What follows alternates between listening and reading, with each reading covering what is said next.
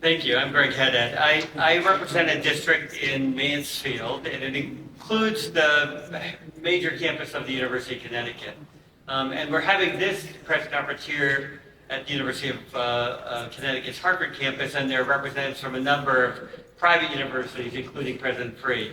One of the things I think that those of us who live in university communities hear very frequently is how difficult it is for students to afford to get an education, a college education. It's hard to get a bachelor's degree. It's even harder to get a graduate student degree. And so when we learned that the federal government and the Trump administration was slamming the door shut on the Grad Student Plus program, that raised alarm bells.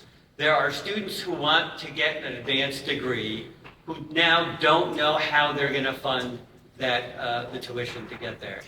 And this is important not just because they might be forced into a private market where interest rates will be higher or origination fees might be higher. We have to wonder whether or not the private market will provide a solution at all for these students. Many times they are low-income first-generation students. They don't have a lot of collateral. They don't, if they're depending on the kind of degree they're seeking, there might be judgments made about what their future earning potential will be. And these things conspire to create a situation where the answer may be no, we're not going to provide you with a student loan to allow you to pay what it costs to go to get a graduate degree.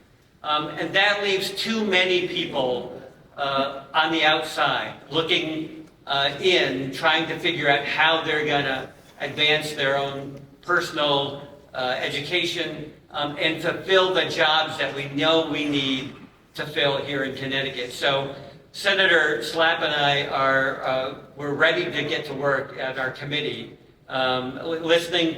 continuing to listen to folks who are concerned about this issue. Already we've heard from people who want to be nurses, teachers, social workers. I see a group of students over there.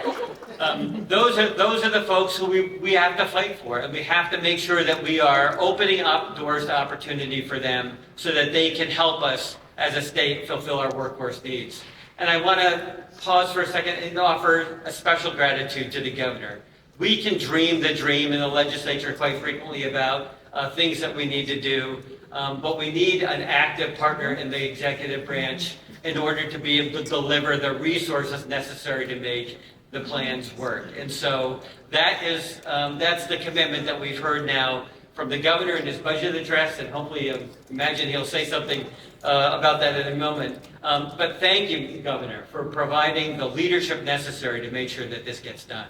Thank you.